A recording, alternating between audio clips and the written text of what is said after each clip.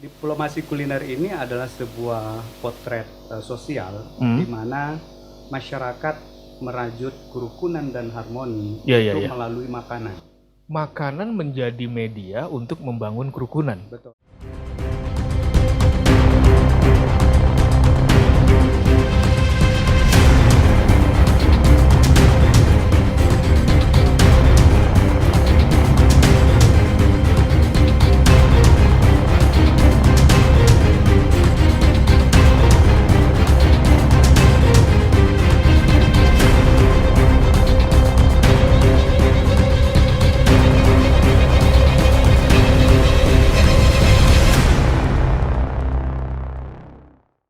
Assalamualaikum warahmatullahi wabarakatuh, sahabat kerukunan Kalimantan Barat. Berjumpa lagi dengan dialog kerukunan bersama tokoh agama yang merupakan kerjasama antara Forum Kerukunan Umat Beragama Provinsi Kalimantan Barat, IAIN Pontianak, dan Kantor Kementerian Agama Wilayah Kalimantan Barat. Pada kali ini kita kedatangan satu tokoh agama mewakili Majelis Ulama Indonesia, mewakili tokoh Islam atau Muslim. Kebetulan hadir di tengah-tengah kita Bapak Dr. Samsul Hidayat MA. Pak Samsul ini selain pengurus MUI juga anggota Forum Kerukunan Umat Beragama Kalimantan Barat, dan di kampus juga menjabat Pak ya sebagai Wakil Direktur Pasca Sarjana IAIN Pontianak. Senang sekali kita bisa ketemu Pak Samsul pada kesempatan kali ini. Kita mungkin akan berbincang-bincang agak santai Pak Samsul ya soal bagaimana membangun kerukunan umat beragama khususnya di Kalimantan Barat. Sebenarnya kerukunan ini kan atau harmoni ini kan salah satu modal paling besar di dalam mengembangkan masyarakat yang majemuk, Pak Samsul ya. Ya. Nah, Pak Samsul melihatnya bagaimana nih Islam melihatnya praktek-praktek kerukunan umat beragama di Kalimantan Barat, sebenarnya fenomenanya seperti apa? Ya, terima kasih Pak Dr. Abdul Mukti Rauf ya sebagai host dari kegiatan dialog kerukunan kita pada hari ini. Berbicara tentang kerukunan umat beragama di Kalimantan Barat, sebenarnya kita sudah punya pengalaman sejarah yang panjang bagaimana kerukunan ini kita rawat walaupun di tengah mungkin ya ada konflik dan seterusnya yang pernah kita alami, tapi saya mengamati bahwa sebenarnya kalau bicara tentang moderasi beragama ya, untuk konteks Kalimantan Barat sebenarnya kita sudah menuai buahnya.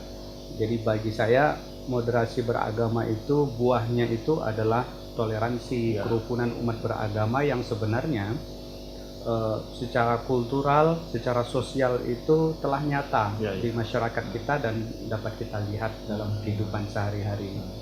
Saya memberi satu contoh yang paling real ya. Saya menamakannya sebagai diplomasi kuliner. Diplomasi kuliner. Baik. Itu istilah ini ya, istilah langka juga ya, diplomasi kuliner. Kayaknya kita baru dengar ya istilah diplomasi kuliner. Itu dari mana istilah itu tuh? Jadi bukan hanya Mukti yang punya kopi ya. Oke. Nah, gitu. Kalau di sini, kalau di IAIN kita mendengar ada Kopia Mukti. Ya? Kopia Mukti. Ya, tapi sebenarnya dalam konteks kerukunan di Kalbar ada satu istilah yang disebut dengan diplomasi kuliner. Keren sekali istilahnya, diplomasi kuliner. Kan maksudnya orang berdiplomasi bawa kue atau gimana? Diplomasi kuliner ini adalah sebuah potret sosial di mana masyarakat merajut kerukunan dan harmoni melalui makanan. Makanan menjadi media untuk membangun kerukunan. Betul. Ini langka sekali. Ya, dan ini terjadi di Kalimantan Barat. Di Kalimantan Barat. Jangan-jangan spesifik ya di Kalbar ini ya? Hampir merata. Hampir merata. Bahkan secara sederhana, kalau ada istilah Kopiah Mukti, di mana ada kopi, di situ ada kerukunan. Di mana ada kopi, di situ ada kerukunan. Gimana menjelaskannya? Ada kopi, ada kerukunan. Minum dulu Pak kopinya Pak, supaya kita punya kerukunan. Ini kopinya. Terima kasih. Oh, kita benar-benar rukun Pak kalau udah ngopi begini. Betul. Jadi ketika bicara tentang diplomasi kuliner, maka kita bicara adanya sebuah pertukaran budaya dan sosial yang dilakukan oleh masyarakat multi agama dalam sebuah potret kehidupan budaya dan ekonomi yang itu dialami, dijalankan secara turun-temurun sebagai sebuah warisan budaya masyarakat Kalimantan Barat. Nah, kita sebagai pengurus Majelis Ulama yang melihatnya ini sebagai sebuah peluang untuk menangkap di mana peran Majelis Ulama di dalam menjembatani diplomasi kuliner ini sebagai sebuah elemen perekat kerukunan yang ada di masyarakat. Nah, misalnya begini, dalam konteks pertukaran budaya, kita melihat diplomasi kuliner ini telah menjadi sebuah warisan masyarakat hampir di semua kota. Penelitian saya kebetulan di Singkawang, kita melihat banyak pertukaran budaya dan ekonomi yang sebenarnya tanpa disadari itu telah membangun, telah menjadi elemen perekat kerukunan. Misalnya dalam konteks budaya makanan. Kita menemukan banyak makanan yang telah tertukar secara budaya. Makanan tertukar secara budaya. Dan itu diproduksi oleh masyarakat silih berganti. Yang tanpa kita sadar sebenarnya kita sedang bertukar kebudayaan antara satu dengan yang lain. Tanpa orang mengenal latar belakang agama, etnis dan lain-lain ya. Dan itu kita lihat di Singkawang banyak sekali kue yang itu diproduksi oleh baik itu etnik Tionghoa atau Melayu yang sudah bertukar ya. Jadi orang Melayu suka memakan misalnya kue tiao gitu ya, atau bakso atau bakmi, bak-bak itu semua sebenarnya adalah makanan-makanan Tionghoa, tapi bagi lidah orang non-Tionghoa itu sudah seperti makanan mereka. Ada rasa memilikinya. Ada rasa memiliki dan ada rasa kesatuan budaya di situ. Jadi seperti identitas budaya itu lebur, tidak ada identitas tunggal dalam produksi makanan ini, tapi dampaknya itu sangat kuat di dalam membangun kerukunan. Jadi bertukar kebudayaan dalam pengertian makanan, orang tuh tanpa harus melihat apa latar belakang agama. Itu sebenarnya sudah terjadi moderasi beragama ya. Tanpa orang meniatkan ini kita membangun moderasi beragama, sebenarnya di dalam praktek kebudayaan mereka itu sedang bermoderasi agama ya. Ada satu contoh lagi, pertukaran budaya antara misalnya umat Melayu dan umat Tionghoa saat perayaan hari besar. Kalau di Singkawang itu saat orang Tionghoa mau Imlek, orang Melayu itu ngasih kue lapis. Nah, orang Tionghoa mau Imlek, orang Melayu ngasih kue lapis. Nah, gitu. Begitu orang Melayu mau Lebaran, orang Tionghoa ngasih kue kaleng. Nah, begitu Lebaran atau Imlek mereka bertukar Lebaran, saling berkunjung. Orang Tionghoa nanti ngasih angpau kepada anak-anak Muslim. Begitu sebaliknya, orang Tionghoa makan dengan nikmat, dengan penuh persaudaraan. Tanpa harus bertanya agamanya apa. Tanpa harus bertanya dan tanpa harus menanyakan ini halal apa enggak.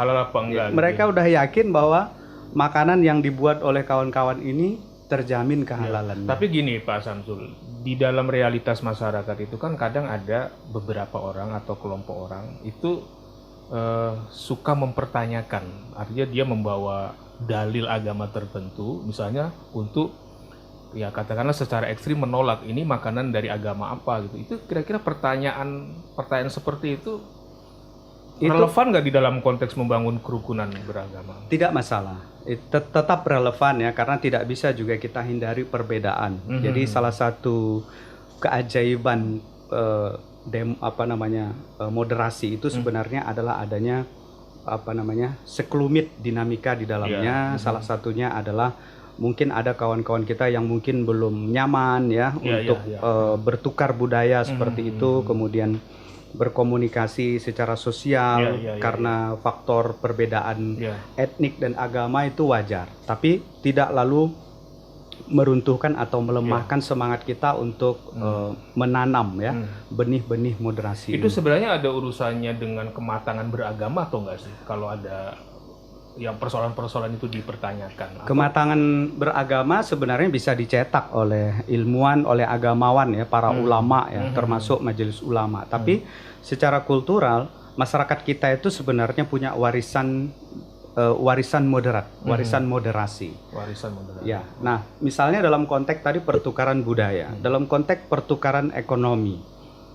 Di Singkawang, di Pontianak, dan di beberapa kota manapun yang ada kopi tadi, yang ada kopi, kita menemukan adanya elemen perekat diplomasi kuliner dalam konteks pertukaran ekonomi. Itu misalnya pedagang Tionghoa yang punya ruko itu tidak mau berjualan tanpa melibatkan orang Melayu di situ.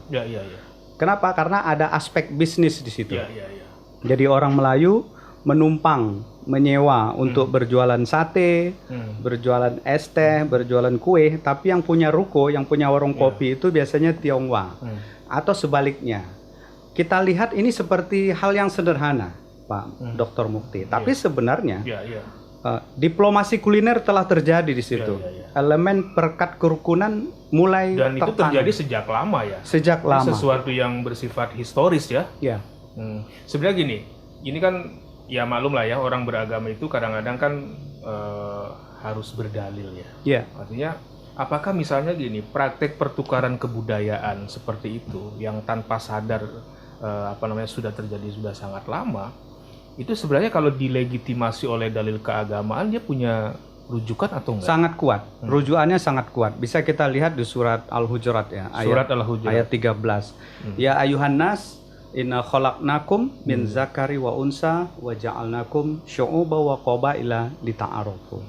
Jadi sebenarnya keberagaman, perbedaan itu sebenarnya ditakdirkan supaya kita itu berkolaborasi. Supaya kita bertukar. Kata kuncinya kolaborasi. Kolaborasi dalam kebaikan. Bukan untuk bertengkar, bukan untuk berselisih, apalagi saling hina, saling bermusuhan. Tidak sama sekali. Dan pendekatan kuliner itu menjadi alat kolaborasi yang efektif ya? Sangat tepat. Tanpa harus orang mendalil-dalil dan seterusnya, sebenarnya di tengah-tengah kebudayaan masyarakat. Betul sekali. Untuk itulah Majelis Ulama Indonesia Kalimantan Barat menangkap ini sebagai sebuah peluang besar. Dapatkah diplomasi kuliner ini kita kembangkan dalam sebuah industri ya. Anggap saja misalnya industri halal ya. Karena bagaimanapun industri halal ini atau aspek kehalalan dalam konsumsi itu harus kita jadikan prioritas. Umat Islam harus merasa aman dan terjamin di dalam mengkonsumsi makanan.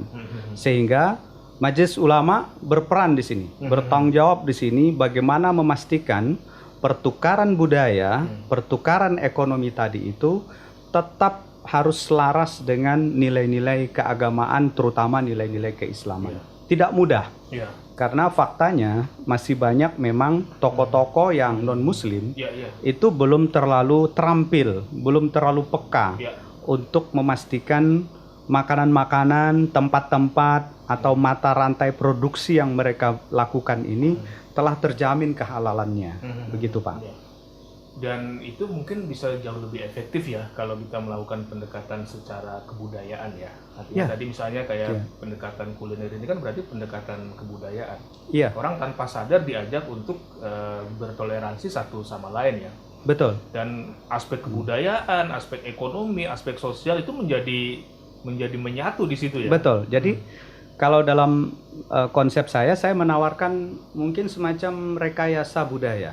Rekayasa budaya. Ada rekayasa sosial, ada rekayasa politik, ada rekayasa budaya. Ini bukan rekanya Asip loh. Bukan. Guru kita nih. Ya, rekayasa budaya yang saya maksud itu misalnya dapatkah pemerintah kota atau pemerintah provinsi mendesain sebuah daerah dalam konteks wisata halal untuk kita konstruk secara kebudayaan yang melahirkan outcome-nya nanti adalah kerukunan umat beragama, tapi melalui makanan yang direkayasa menjadi sebuah tempat wisata halal.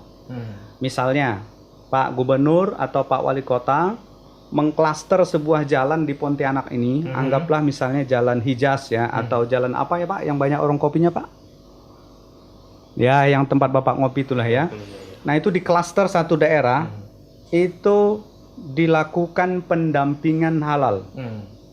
Mata rantai produksinya mulai dari mana mereka membeli makanan, sterilisasi dapurnya, bagaimana yang memasaknya sampai kepada penyajiannya, itu kita setting halal semua. Dan kalau ini terjadi di Kota Pontianak, saya kira kita telah menambah satu lagi objek wisata yang sangat prospek untuk masa depan. Oh, dan itu gagasan MUI ya? Gagasan saya, Pak. Gagasan Pak Samsul yang dipromosikan ke MUI ya? Betul. Kalau itu bisa diinstitusionalisasi oleh MUI ya, dan pemerintah. Dan pemerintah ya? Ya.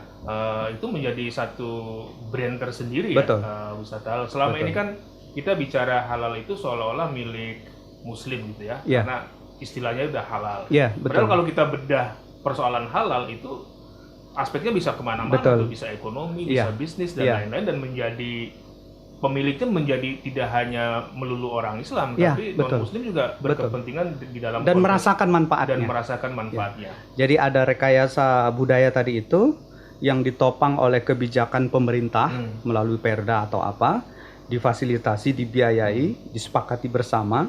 Ada pendampingan dari Majelis Ulama, ada sertifikasi di situ, sertifikasi halal. Semua warung yang apapun yang memproduksi makanan yang diproduksi oleh orang non Muslim itu wajib disertifikasi halal. Bayangkan, semua orang pasti akan datang ke sana.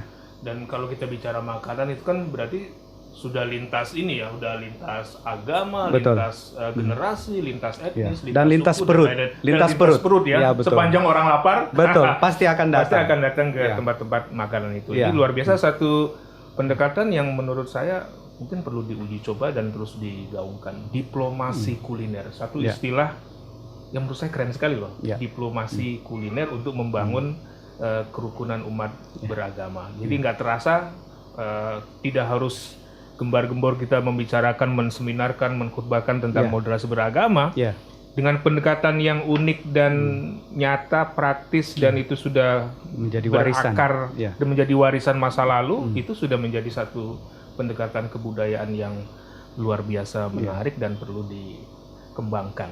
Nah, menyambung tadi Pak Samsul soal pendekatan diplomasi kuliner, kita ini kan sedang berada di era baru ya, new normal.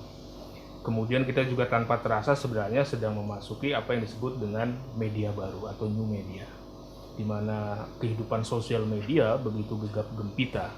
Nah, sekarang kita ingin sebenarnya melibatkan generasi baru ini, generasi milenial, untuk juga bersama-sama bicara tentang kerukunan beragama, tentu dengan bahasa mereka. Saya kira kalau misalnya katakanlah tadi pendekatan diplomasi kuliner itu masuk di ranah mereka, sebenarnya apa yang terbayang nih? Apa yang harus mereka bicarakan atau mereka ikut berkontribusi di dalam konteks membangun masyarakat rukun ini? Pertama, sebagai alternatif baru ya dalam perangkat lunak kerukunan umat beragama, diplomasi kuliner ini sebenarnya telah menjadi objek bagi kaum milenial ya. Objek ini dalam artian sebenarnya mereka telah menjadi pasar itu sendiri.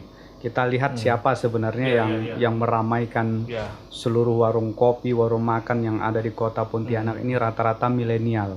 Nah, tinggal bagaimana kita di lingkungan Majelis Ulama Indonesia ini memastikan bahwa apa yang mereka jalani, apa yang anak-anak milenial ini lakukan di lingkungan kuliner ini terjamin ya, keamanannya, kemudian kesehatannya, kehalalannya, sehingga tanpa mengurangi bagaimana mereka berinteraksi di situ, tetap menurut kita dengan pengawasan yang betul, dengan sistem yang kita harapkan ini bisa berjalan ke depannya, maka sebenarnya anak-anak muda pun juga bisa berkreasi untuk bisa terinspirasi menciptakan satu unit-unit ekonomi atau unit-unit usaha atau kreativitas yang inovatif yang terkait dengan lintas budaya kuliner ini, yang sebenarnya bisa menjadi elemen berkat kerukunan kalau kita bicara konteks toleransi antar umat beragama. Jadi sebenarnya hanya dengan makanan pun sebenarnya orang bisa rukun. Termasuk anak-anak muda kita saat ini. Karena saya lihat produk-produk makanan yang ada di lingkungan Kota Pontianak saja itu sebenarnya sudah sangat variatif ya. Dan itu banyak diproduksi oleh anak-anak muda. Nah, mampukah makanan ini kita jadikan sebagai sebuah media dan alternatif untuk membangun kerukunan umat beragama dalam konteks Kalimantan Barat yang sangat merata ya, penduduk agamanya itu sangat merata, dan kita membutuhkan elemen-elemen baru, elemen-elemen yang lebih banyak dari sekedar kita bicara tentang membangun toleransi tapi tanpa konkretisasi. Nah, mudah-mudahan dengan warisan budaya yang sudah terjaga bisa kita lanjutkan, bisa kita restrukturisasi dalam sebuah kebijakan-kebijakan konkret dari pemerintah yang itu melibatkan anak-anak muda, anak-anak milenial, sehingga rasanya akan sangat nyaman datang ke Pontianak, tinggal di Pontianak dalam kondisi lingkungan yang sehat, yang halal, kemudian kita saling bertemu antara pemeluk agama, kita bicara apa saja tanpa ada konflik. Menurut saya di secangkir kopi kita menemukan kerukunan. Gitu. Hanya dengan makanan masyarakat bisa rukun. Di dalam secangkir kopi kita bisa menemukan kerukunan. Baik. Luar biasa ini. Jadi saya nggak menduga juga nih Pak Samsul akan banyak mengeksplorasi soal-soal kerukunan dalam wilayah yang aplikatif ya. Saya kira diskusi kita pada kali ini kita mendapat pencerahan baru bahwa ini semacam Islam yang sudah terobjektifikasi ya. Jadi dalam keberislaman yang hidup kira-kira gitu. Islam yang tidak lagi melangit tapi Islam yang down to earth. Islam yang sudah membumi, karena kita bicara makanan sebenarnya kita sedang bicara Islam loh. Jangan lupa ya. Karena begitu kita bicara makanan itu bukan soal materi makanannya. Tetapi soal nilai-nilai kehalalan dan seterusnya. Itu kan berarti sudah nilai-nilai Islam di dalamnya. Pada saat yang sama kita sedang mengembangkan apa yang sudah diwariskan oleh generasi lama. Jadi ini semacam perpaduan antara nilai-nilai agama yang sudah terobjektifikasi dengan nilai-nilai budaya yang sudah diwariskan oleh generasi kita yang lama. Dan sesungguhnya berislam yang moderat itu sesungguhnya yang seperti ini, bagaimana kita berhasil mengawinkan nilai-nilai Islam yang membumi dan menjaga warisan kebudayaan yang telah kita warisi.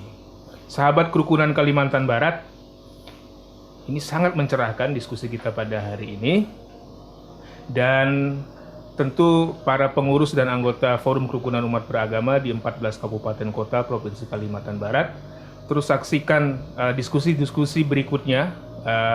Anda bisa tonton diskusi ini di 3 channel sekaligus. Pertama adalah channel YouTube-nya Forum Kerukunan Umat Beragama, channel YouTube Kementerian Agama Wilayah Kalimantan Barat, dan jangan lupa untuk nonton di channel YouTube IAIN Pontianak Kalimantan Barat. Sampai jumpa di seri-seri diskusi bersama tokoh agama untuk membahas dan membangun kerukunan umat beragama khususnya di Kalimantan Barat. Assalamualaikum warahmatullahi wabarakatuh.